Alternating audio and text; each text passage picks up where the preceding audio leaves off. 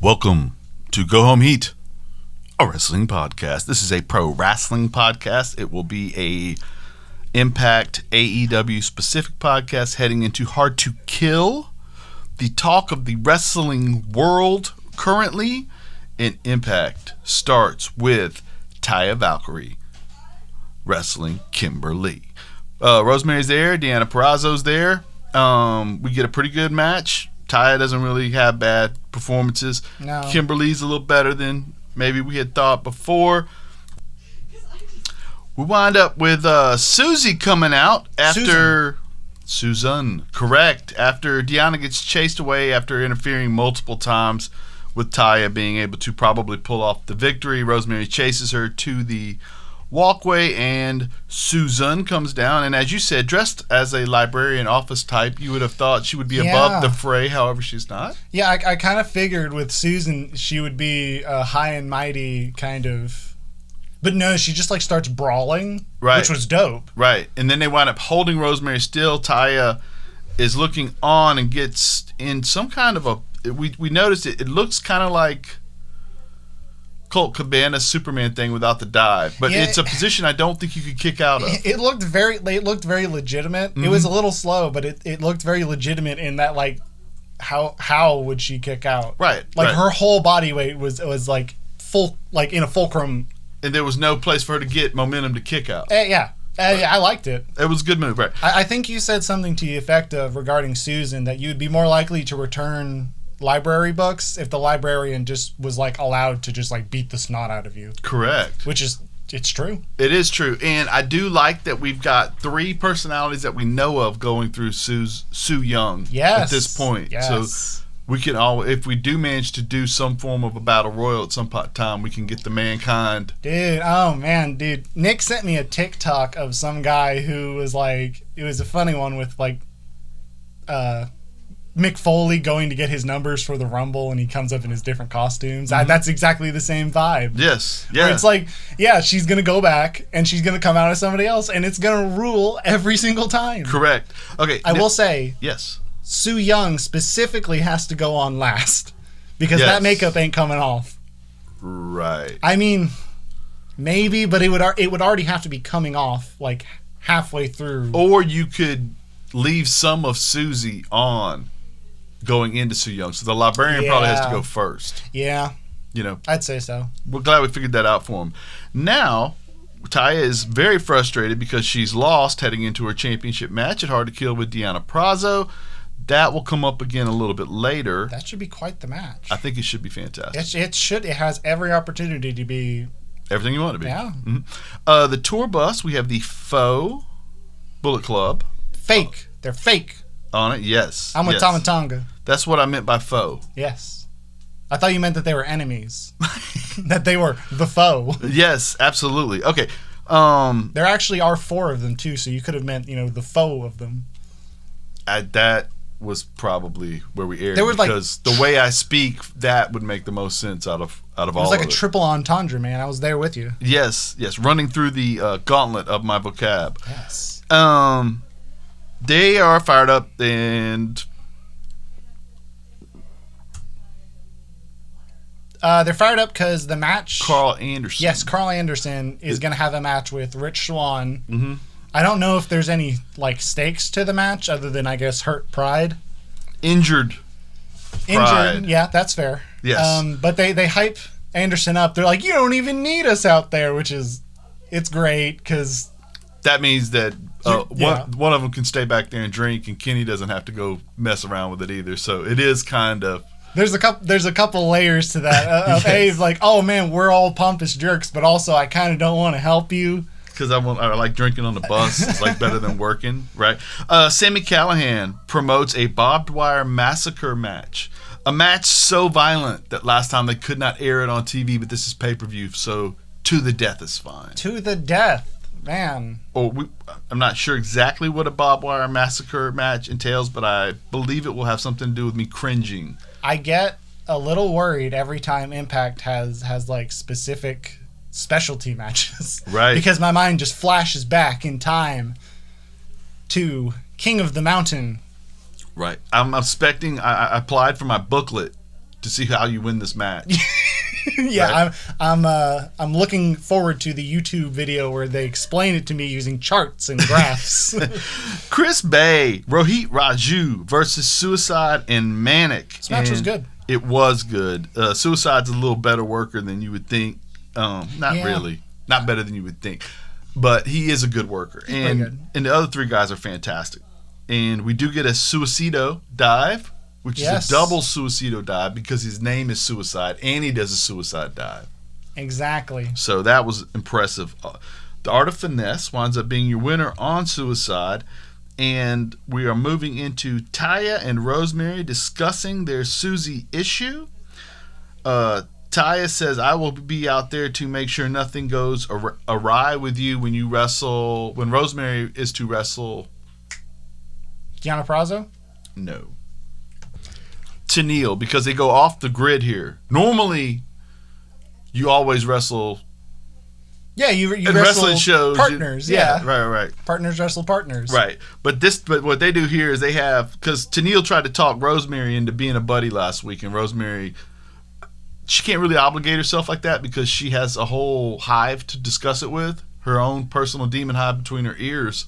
So decisions like that can't be made quickly. Yeah, it takes time. There's a process. Right. So Tenille with Caleb out there, and Ty says, don't worry, I'll have your back. And Rosemary says, hey, I got a plan. Don't worry, we'll take care of it. And we, with her, could mean she actually has somebody else, or it could mean her demons will help. Yeah, it could just be her. Both can be effective. Okay, Tommy Dreamer with Rhino and Cousin Jake versus Diener. They're not even giving him a name anymore. He's just Diener. It's just Diener. Which is so weird because they want him to be more intimidating. And how intimidating would it be if they let him just be Cody? Yes. No, see, Cody forfeited the rights to just Cody. He's Cody Rhodes now. I love it. See, you're the one. So someone has to take upon the mantle of Cody. And it would work. Period. You know how great it would work in with the whole AEW invasion angle? Dude, yeah. If they announce Cody and then just have like random pyro go off and then that dude walks out, I would pop. I would actually pop pretty hard. Of course you would. Okay, but they wound up ejecting Jake and Dory. And so EY and for whatever reason, EY and Rhino get to stay. And this match is fine. Again, Diener is in storytelling mode where we're showing that he doesn't care about these people that he has cared about before. He winds up winning by DQ when he convinces, actually Rhino got ejected because he winds up convincing Cousin Jake to slap. He slaps Cousin Jake a bunch of times. Cousin Jake hits him back. Boom, DQ. Which is just, come on, man. Dreamer had this thing going. Dreamer was out there about to give us a 5-star. You didn't know what the second half of that match was fixing to be. It was gearing up. It was gearing. It's like an Okada match, man. It takes time to get into the high gears. He hadn't even broke out any trash can lids yet. No trash can lids. Swoggle wasn't there either. We hadn't got started. No, Swoggle. none of it. Swoggle. I hate that his name is Swoggle. It'd be better if it was Swagger. Swaggle. Swaggle.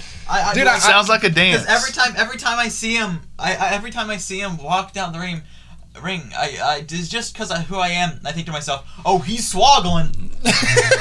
All right. Man, I do enjoy, at some point during this episode, Brian Myers comes out and he's like, he lists people he's beat that are like high profile, and he lists Swoggle as one of them. Dude, Swoggle has wrestled in front of hundreds of thousands of people. He's been in Manias. He's been in WrestleManias. He probably has WrestleMania. a couple wins at WrestleMania. Well, WrestleMania, where he was Vince McMahon's son and got beat by JBL. Wait! I think he was actually Finley's son. Yeah. Somehow or another, it didn't work. He was in a WrestleMania Vince's that we reviewed son first, and then that wasn't true. He started like Finley's son, giving Finley things from under the ring. It was very strange. And then he dresses up as AJ in Impact. Catch can, Luthez style stuff. And also the Mania we were by just the referencing, book. We have reviewed. Yes, we did review that. If you want to go back in our catalog and check that out. Now, moving on to the fact that post-match, Diener DDT's Jake and Tony, Tommy Dreamer gets pile driven. Imagine. Bummer. Yeah, you would think that would never happen with the fact that every time I hear him talk on the radio, it's like, I need like 27 surgeries. So go get pile driven again. God love him. You can only get so wet. Yeah. Dude, give him credit. He goes out there and tries to kill himself every week. Tenille Dashwood versus Rosemary, and Rosemary dominates much of the action. Caleb continues to cheat. It's similar to the match we got earlier with Taya, where the side person outside continues to help. Now, when Rosemary, as Tenille is going for the hairspray, Crazy Steve shows up. From under the ring. Yes. Actually, probably he stayed in Hornswoggle's spot under the ring. Yeah. And Crazy Steve comes out. If you don't know, Crazy Steve and Rosemary were the team Decay. And so we have if you're a Bullet Club guy, that's not the reunion we're talking about. If you want, hey, remember when Evolution got back together? No, this is Decay. Yeah. Crazy Steve and Rosemary. Yeah. It's on like Donkey Kong now. It's a Crazy Steve chases Caleb with a K away, and then Rosemary takes the hairspray, sprays it in Tenille's face, spear, and we have ourselves a winner, clean as a whistle, and we will have a tag team match between Rosemary, Crazy Steve, Caleb, and Tenille at the pay-per-view. Amazing. Absolutely amazing. Pretty good. Yes. Taped Rich Swann promo is iffy. That's all right. Then we get Moose versus Matthew Palmer. Matthew Palmer is a good little athletic wrestler, and he is in the wrong place at the wrong time because he did beat Moose in the 3-minute challenge last week, and so Moose puts him to sleep after taking several. He got in trouble because he didn't take it seriously, which is the way these things work, and then of course he just tries to bury the guy into the ground by throwing him hard into the mat, and then he elbows him in the head till it's over. And Moose has kind of lined himself up for a title shot due to the fact that he quit at the pay-per-view, at the non-pay-per-view, but the special event last weekend. Rich Swann promised him he could get a match. I did say, I guess, because I haven't watched many of them, I kind of thought the rules to an I Quit match were that you quit the company. No. No, that's a separate thing. I just, for whatever reason, I figured that match was like a way to write people off for a while. Like Matt goes off TV for a while after losing to Jeff. Comes back with a mask. Yeah. Is that what happened?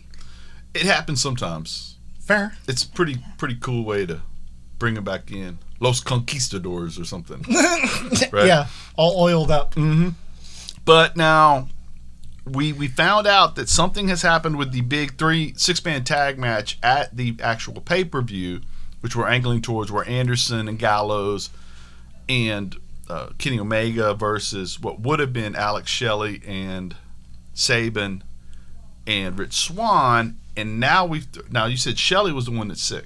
Yeah, or could be. We don't know. For whatever reason, he may have been in contact with somebody. It could have been any number of things. Or it may have nothing to do with COVID. Yeah, it may have. They didn't tell us. I don't know, maybe anything. Okay, and so we substitute Moose for Shelley, which means probably the Moose unable to get along with Rich Swann, causing Rich Swann to take the pin from Omega, which puts your AEW champion over, and also angles for Moose versus Rich Swann, and if he wins the belt, then your champ didn't lose to Kenny Omega. It really kind of works out. Things do that when you get to write it in. In fact, yes. Yes, and then we move on to our main event of the evening, Rich Swann versus Carl Anderson. Nice little thing about this little program and about the Good Brothers getting into Impact Wrestling is that Carl Anderson has got to show us that he is still a fantastic wrestler. Rich Swann and him have a good little matchup. Swann did a cool move where he did like almost a push off of the shoulder step over hezzy kick. It was nice. Yeah. It was just good. Yeah, and he gets the win here, and then he winds up, we cut to the Motor City Machine Guns, because at this point, Shelley, they tape these things, so at this point, Shelley he's still allowed to be around everybody, we'll just put it that way. And so they're talking in the locker room, and lo and behold, they didn't lock the door. Man. And so Gallows and Omega jump them, and we get a brawl there, and then we brawl to the commercial break as Rich Swann comes. I want to get this in order. I believe Shelley goes for the testicular claw on Gallows. And at that point, Rich Swann comes in, and the momentum is changed, and then Anderson comes in after that. Testicular claw, one of the more damaging holds in all of pro wrestling. Yeah, terrifying. Straight from the Heart Dungeon. Dude, I don't know what that Stu was putting people through.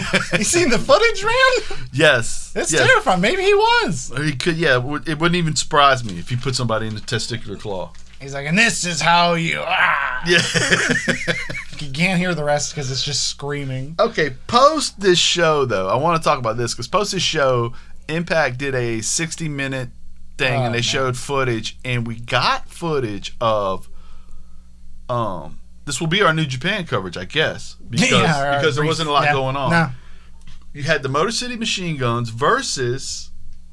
it was Yujiro Takahashi and Tetsuya Naito. Which is he looks a lot like Naito. Yeah, like a younger brother of Naito. Right. With functioning knees. Right.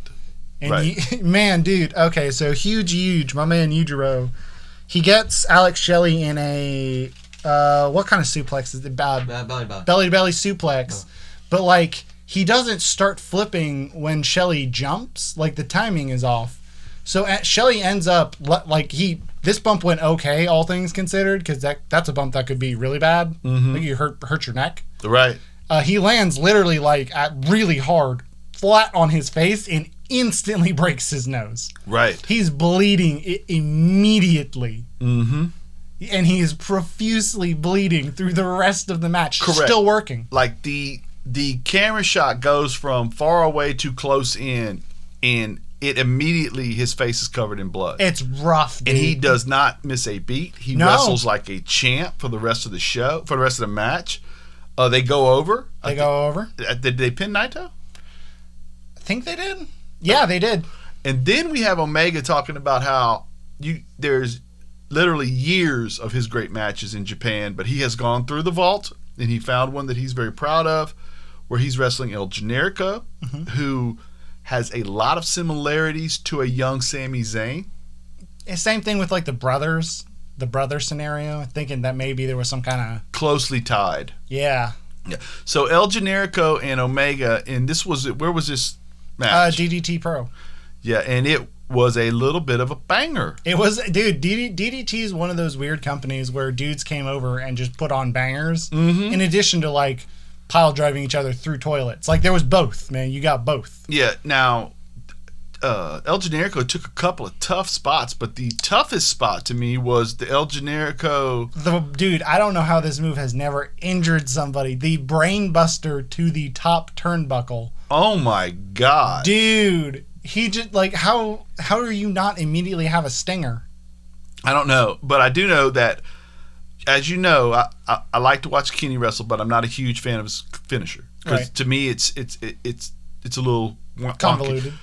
The smoothest one-winged angel I have ever seen. Almost pop-up. And so, like, he just it was up and out down. of nowhere. It was great. It was really, quite literally the best one I think I've ever seen because, just personal preference-wise, it was so well done. And Generico is not a huge guy, so it made total sense. And Generico had actually hit him with a pretty good one earlier in the match. You know what I mean? So I thought it was a well done match. I really enjoyed it. It was a banger. Yeah.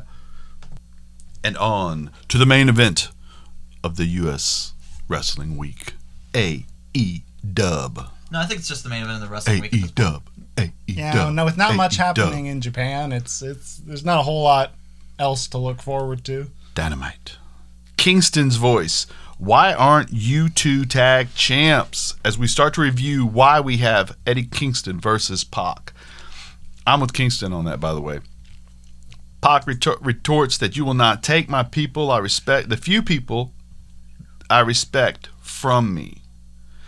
And he says something to the effect of, "Are you trying to take a piss?" I don't know all the British terms, but he does Take the piss? accuse him of taking something, and I'm like, Yeah, if you take the piss, it's like, really? Did he say, it's something saying like, say that? Or he was mad, whatever it was. He was mad about it. Did he say, take a? No. he It was said the. Yeah, it's a phrase, take the piss. It's Nobody like was when peeing you, on nobody. Oh, shit, I'm having trouble trying to think of it. It's like when you're asking someone if they're serious. Like, are you taking the piss? I think That's what, okay, because that makes sense in the context. Yeah, like, are you seriously trying to take my friends from me? Okay, I got it. Yeah, I don't know how that came around. It's kind of a very evocative phrase, but Yeah. It makes me want to be British a little bit. Just a hair, not really. Not really. Although fish and chips sounds good right I now. like pronouncing consonants. Dude. No. I'm not Else. Okay. Pac versus Kingston. Dude, this match was a banger. Oh, my. This match was quite good, actually. Dude, can I say one thing, though, you said Go for about pronouncing vowels? I watched a ton of stuff on the musical Tommy this week. And Dan Rather's interviewing, I'm sorry if you're here for wrestling. I'm going away for 2 seconds. Roger Daltrey. And Roger Daltrey says, I'm really proud that if you listen to all of our records, you can understand every word. It's not always like that. But, whatever. Okay, Pac versus Kingston. I thought this was great. Outside is BBB, which would be Butcher Blade Bunny on one, and the Lucha Bros on the other. Kingston is a very good worker, and we can forget that sometimes. People sleep on how incredibly physical Pac can be because you see that he's a little bit shorter. He doesn't weigh a ton. He's stacked, obviously, as a physical specimen. But he does the Black Arrow. He can do all the high-flying spots. But he is a rough, tough bruiser, and when he wants to be that is when he is at his best. Those kicks in the corner, man, those are for real. He smoked Eddie 2/3 of this thing. Oh yeah. And Eddie got a hitsuguri in there, which was nice. It was awesome. It was nice. Yeah. But okay, and so we get Pac with the win, and then he pins him on the Black Arrow, which I thought it's odd that we don't get the submission hold, but that was because we were going for that later. And as soon as it's over, he continues to put the beating on Eddie by putting him in the brutalizer. The brutalizer, correct. And then we get some form of a standoff as all these side people run to the ring. And then Archer comes out, and it's no longer a standoff as the heels retreat. But Archer then turns to Pac and says, basically, that Eddie's my problem, and you need to stay out of this. So the cool thing about this, hopefully, is we do get, I think, an Archer-Pac match. I would like to see that. Could be the best match in this company for Archer, which would really send him on, if they do want to go the Eddie Kingston route, could send him into that on a really high note if they would do that for us. It would be neat if they would do that for us. Okay, now we get Miro coming out, and interesting enough, JR calls him a thoroughbred and not a Clydesdale, which would mean he's more athletic than some big men. But I thought that was, the turn of phrase there by the good old JR was nice. Chuck Taylor is his opponent, and the winner will be the other one's young boy, but I do believe they have shelved the term young boy and replaced it with Butler because the context young boy could be problematic. Yeah, it's just like I can get what they're going for, but it's a little weird. And what they're describing is a butler. Yeah, a servant. Get my bags here, open the door for me, drive me around, get me coffee, wait for catering to open, bring me my plate back. Yeah, that kind of thing. Go to the place and get my games. Yeah. They'll pick me up, dude. I don't even know what they're playing generic games. They're not playing they're playing Red Dead Redemption 2. It's like, no, I'm gaming over here, like they're mobile gamers. To JR's, it's just like random games. I don't know. To JR's point, Samoan slam, shoulder block, hip toss, spinning leg lariat, athletic, simple. Yes, yeah. Very powerful, and the thrust kick, and he screams, "It's over!" And we get the camel clutch. It's called "It's over." Is that what he's calling his camel clutch? Game over. he still loves Triple H. Yes. Yes. It is, in fact, a Triple H reference. Nice. I love it. Because Triple H didn't write that stuff about other people kissing his wife. No. No, Triple H would never do that. Wait. Okay, Didn't he, like- Triple H didn't really have the opportunity to do that? Didn't he like get? Didn't he like get like in kayfabe get Stephanie comatose and married her? But she was in on it But the whole that time. was She still was evil. that was his wife, though. She was evil the Well, whole she time. would have been Tess. Like I said, Tripp didn't have the opportunity for that, maybe. I don't know. But, okay. To our point, though. Marriages run deep in wrestling. This storyline does also involve a marriage at some point, maybe? Yes. God, I love marriages in my pro wrestling. And then we get... Dude, it goes hand in hand. And then we get an inner circle heading to the ring. All members. Jericho says, we're going to tell you about our goals. Last year was a banner year for us. This year will be even better. And Jake Hager gives us the best promo of his career when he says, Championships. Yeah. but firmly. But Furman, dude, sometimes you just need to strip it down to the bare essentials. Yes. Do you think Chris Jericho might like have some influence on the people around, right? Right. You think he pulled in Jake Hagar with no mask on? Do you think he pulled in Jake Hagar and said, "Hey, just keep it simple. Just Keep it simple. Because you don't call yourself that." Oh, dude, I hope they keep going back to his weird nickname because it's funny. Yeah. Now, then we But- get... I don't. Then we get MJF talking a little bit about us uniting ourselves, and then, of course, that turns into Jericho piggybacking and saying, I'll just let you in on what our goal is. MJF and I will be tag team champs, to which Santana and Ortiz don't like that because they were brought in to be the tag team of Inner Circle, to which Guevara jumps in. Mr. Sammy Guevara says, I've got this, I'll handle it. Jericho is just a tag team slut, to which everybody goes, oh my God, I can't believe you just said that. And he referenced that Jericho has been with MJF, Hagar, and Sammy, and that Snoop Dogg might be his next tag team partner, and Jericho wouldn't deny the rumors. MJF tries to cut in. Jericho has a simple solution for this. We will see, respectfully, through competition, who is going to represent this faction as a tag team. We will have a triple threat match next week, and it is going to be Jericho, MJF versus Pride and Powerful, Santana and Ortiz versus Sammy Hagar.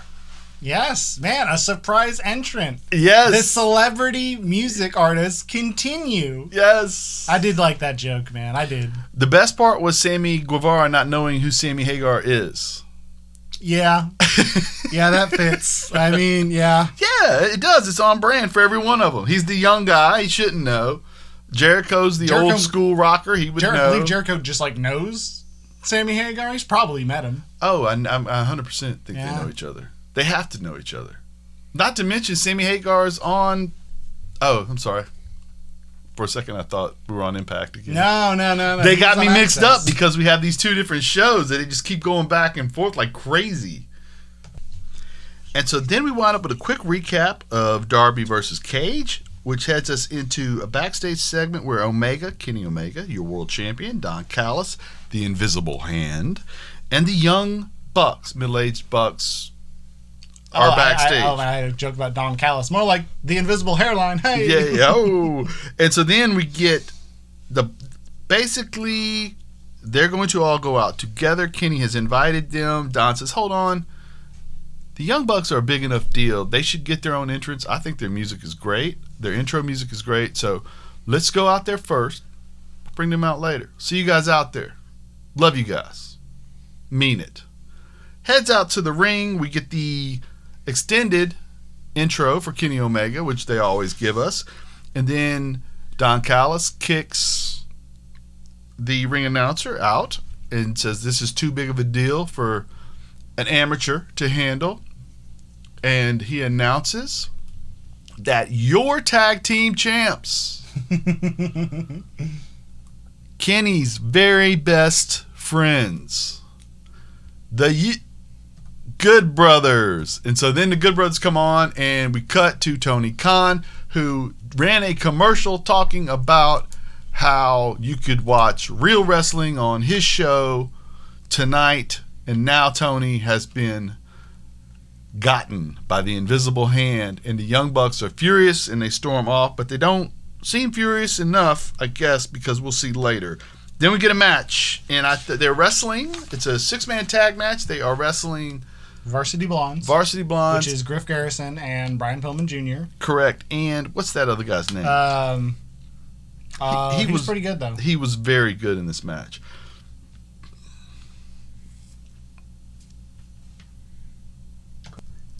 Danny Limelight was the guy's name. I just looked into my notes there and found it. And like I said, it was funny because Excalibur and JR act as if they're completely dumbfounded that this has happened.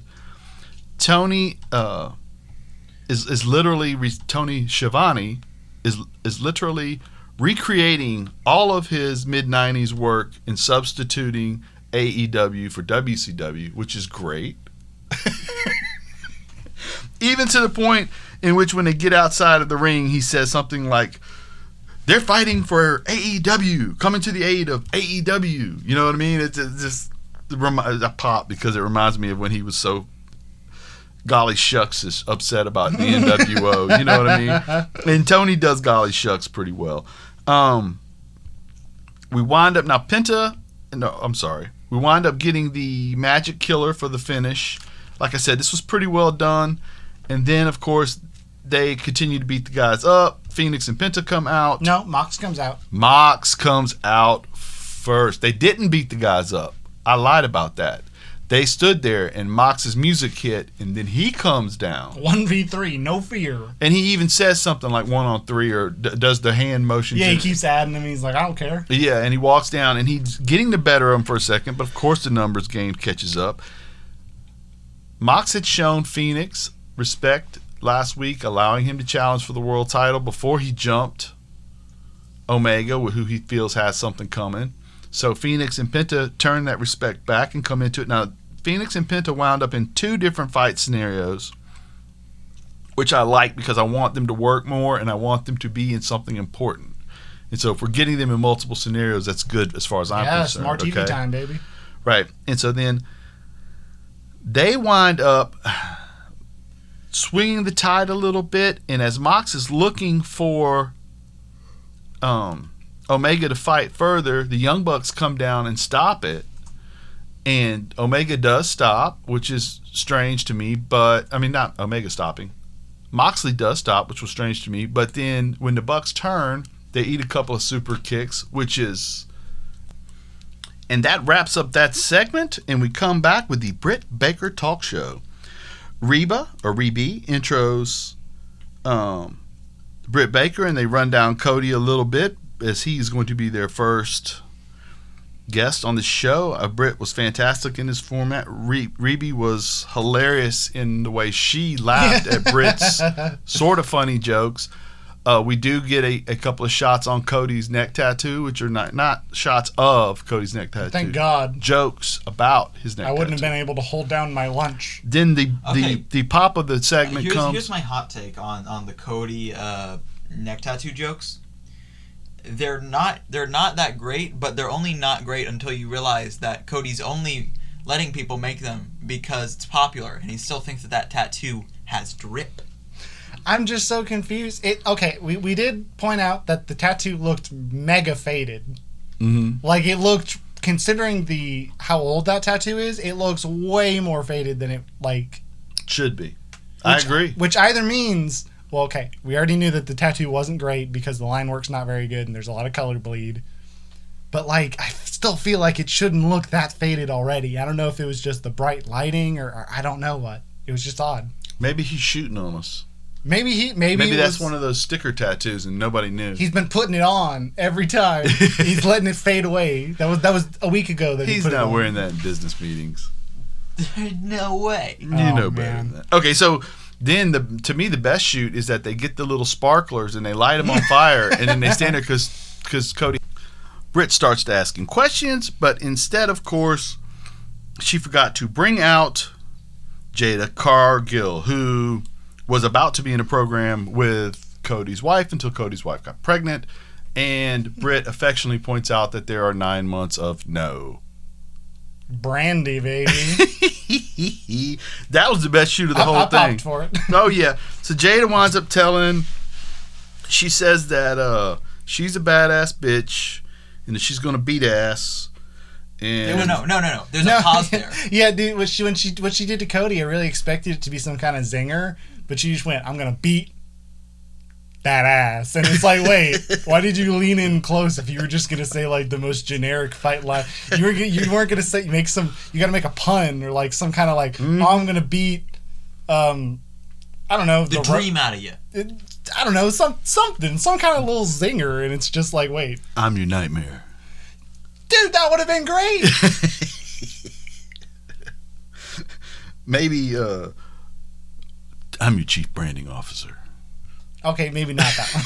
We're gonna have some 3 stars. You're gonna be seeing 3 stars after tonight. Is she gonna like wrestle though? Because Red Velvet shows up. To your point, Red Velvet comes running out. Fisticuffs ensue, and after she says, "Let me get to your level," because she towers over, and she is built like nobody's ever been built. It's crazy like how physically yeah. muscular she is. And then, of course, she kneels down to Red Velvet. Blah blah blah. They wind up brawling. The entire women's locker room comes out, which this qualifies as TV time, buddy. They're all out there. Each one specifically counts as more TV time, so you have to add them up. Yes. It's not collective. The most women-centric episode ever. Absolutely. There were a whole freaking maybe 6 minutes. And that one lady with pink hair, as hard as she sang Jericho's theme song, yeah, and you could actually hear her voice specifically, and she was the one in the front by the camera as she was pushing Red Velvet back, I assume. She knows where the cameras are, buddy. Dude, keep an eye out for her. She knows how to market herself. She might be on to something, right? I'm just saying. Now, this winds up being broken up as Cody escorts Red Velvet away, and we're going to probably get Red Velvet as her first opponent. Britt Baker tries to show off what she did to Thunder Rosa, but Thunder Rosa cuts in with a video package here, or actually promo of her own, where she says that Tony, she says a line, then she says it in Spanish, and a line and then in Spanish. That was cool. And it was really well done. And basically the gist of it is you're going to have to fight me at their beach episode, what do they call it? Beach break? Yeah. Something like that. And of course, when they cut back to Britt's like, Tony promised me I didn't have to do this. This is baloney. It's not going to happen. It's never going to happen. They cut to the big screen behind the ring, and of course they wouldn't call it the match graphic. Yes, boom, right up there for everybody to see. 70 foot tall, perfect. Britt leaves, and I thought this was cool. I'm looking forward to their next show. Right? Yeah, actually, we made jokes about the women's match, or the women's TV time, but yes, absolutely, they do have a banger coming up, and we'll get to that in a second. Now, Luchasaurus brings out Jungle Boy, and we get the Tarzan song, which you were happy about. I did my own rendition. Did you like it? Yes, you're quite the singer. I'm just like Baltimore. I was trying to. I was cycling through like city names. And I was just like, man, Chicagowana. That's literally what I was doing. And I get like Indianapolis, New York, Worka. I don't know. Baltimore. Yes, Baltimore. And then Luchasaurus gives him the daps, and he is not going to hang around and help. Which, with Tully being on the outside, might have not been the route you go with Jungle Boy's stunt and FTR. Dude, Tully might actually just be older than he is. Yes. Now we wind up with a pretty good match. Are you wondering whether the dinosaur or Tully's older? Yeah. Okay. That was the joke. Thanks. It's pretty good. It's pretty good. I like it. We wind up with a pretty good match. I still have a little bit of trouble with Stunt in these scenarios. I like him better in like 6-man tags. Yeah. Because when he's in there with the 2 bruisers like that, it's a little tougher. I mean, they were beating the snot out of him, so. Correct. And again, like I said this during the match, but like Jurassic Express seems to just like sit around and think of different like tag team moves where they can just like throw Marco Stunt into situations. And it works. Yeah, there was a cool like it doesn't always work, but most of the time it works. And I liked where Jungle Boy did like a monkey flip into a Hurricane Rana, which went pretty smoothly. I liked it. I don't know. Absolutely. It is something I look forward to in their matches, is seeing like what weird tag team move are they going to do. Right. And so then we wind up. Now Jungle Boy was fantastic in this match. Oh, dude, Jungle Boy's looking really freaking good. He's putting on weight. Yeah. In a good way. He like you said, he's developing to where there aren't misses in what he's doing. There's a flow to everything he does when he's in the ring. The timing improvement and just the move execution is crisp. Correct. Like a couple suplexes looked perfect. And he's not the only person that does this in his company or on this show. Now FTR winds up getting the win here. Not surprising. Part of it totally winds up distracting or something, and Jungle Boy runs into a clothesline, whatever. Something. Okay, so let's move on. Taya Conti versus Serena Deebs. I assume it was a championship match. Deed. And as we know, Deed at one time was a trainer for developmental in WWE, where Taya Conti was. They get in here and they have managed. Taya Conti has struggled somewhat. I'm not the only one who thinks that. She was fantastic in this match. Dude, she looked great. It's another one of those things like with Jungle Boy where move timing's vastly improved. That's something that you see a lot with people who are greener, where you can train and you can do forward rolls and you can do super kick training and you can do all that, but nothing will replace the practice of being in a real match in terms of timing with your opponent, being in the right spot, doing the move appropriately distanced. Like that kind of thing only comes through actual matches. And they've both been in many actual matches and they look great. Right.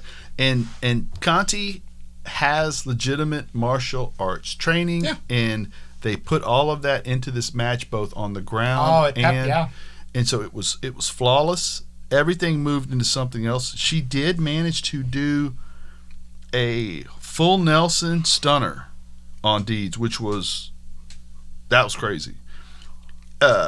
Stretch muffler counter, outstanding match, but Deeds does go over, of course, and then she gets the hug and the closeness of the Dark Order faction is included. Now, I somehow managed to gloss right over the backstage segment, which you referred to as similar to the online things they do on YouTube. Oh, the BTE, they had a little Dark Order segment where in their locker room, Paige is drinking. In the Brody Lee Lounge, I think they're called. The Brody Lee Lounge. Yeah, that's where they always film their Dark Order bits. Yes. So, they're hanging out in there. They're hanging out with Hangman.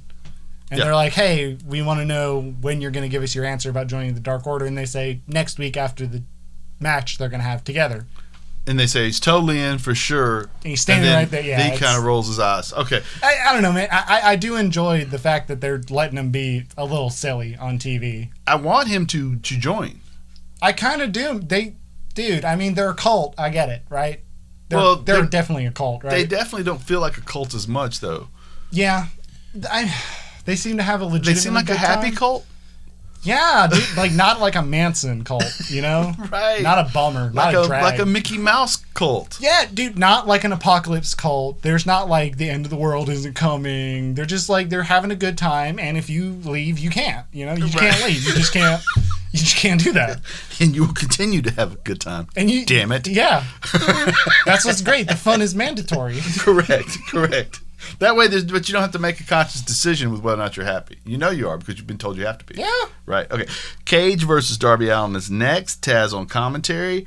Cage proceeds to kill Darby for about 15 minutes. It's everything I wanted. I think he's power bombed him and picked him right back up 6 times. Oh goodness. This was post throwing him from the ring 10 feet onto tables. Somehow Darby didn't hit his head but comes up bleeding, which is a miraculous thing on the show. Listen, I'm just glad that he didn't actually hit his head and come up bleeding. Every bump he took was okay. Yeah. I really expected him to just go out there He hit fairly flat on his back. Yeah. Yeah, every time. They threw him over the ropes onto the walkway. That was a bad spot, but he landed flat, like you said. The where he gets Cage to fall on the steps and then he does his coffin drop onto Cage was probably the softest bump of the whole thing because Cage would be softer than the ground. He does wind up utilizing his belt to both choke and tie Cage's feet up, which was the referee was pretty lenient there because some people would have called that a disqualification. Listen, after what Cody's done with his belt, man. No rules. Correct. Whatever you're wearing in the ring is allowed. You don't want those championship matches to end on DQs, no, by God. that'd be ridiculous. Ricky Starks would help by interfering constantly throughout the match. And then we get the snowfall because winter is coming and the Stinger arrives with his baseball, but his trusty friend, the baseball bat. He hits Ricky Starks with it. We get Cage going to the top rope to try to hurt our man Darby more, but it winds up being what was it? Crucifix. It was a crucifix bomb where Cage lands completely on Darby, but winds up getting pinned anyway. It looks a little rough. Right. And then Sting gets the guys out of there before they manage to hurt Darby further. What did you think about our episode? Quite good. I thought it was fun. Quite good. I'm looking forward to Hard to Kill tomorrow night, and looking forward to next week's Dynamite. They've been on a run here lately of really good performances. Yeah. And like you said, the women's division, here we all of a sudden, we've had 4 or 5 weeks in a row where every match is pretty good. So that's really good. Yeah, and consistent segments, multiple feuds. It's getting better. That's great. That's great. And that was the only weakness. So now we're off and running. Well, AEW still has a couple of problems, but it's like macro problems. Right. Where I might say that sometimes feuds are underwhelming and seem to really get dragged out. Like that one match. What was it? It wasn't a barnyard match. It was a Dustin Rhodes was in it. That match where it was like the match was good, but it felt way blown out of proportion for the feud that went on way too long, and I really didn't care about. Right. That's like one of the only other issues I have is just like, I was so worried about this Miro best friends feud just going on for so long. And it ended pretty quickly, but that might have had to do. It's not over though. Trent got injured, but there's developments that are not nothing. Right, and it could be. Hopefully, it'll be interesting. So for my man Ray, for New Japan Jared, sadly, not a whole lot going on over there, so we don't have to talk about as much. You gotta take a break sometimes, you know. Absolutely. For me, KP, this has been a Go Home Heat production. Copyright 2021. Go home.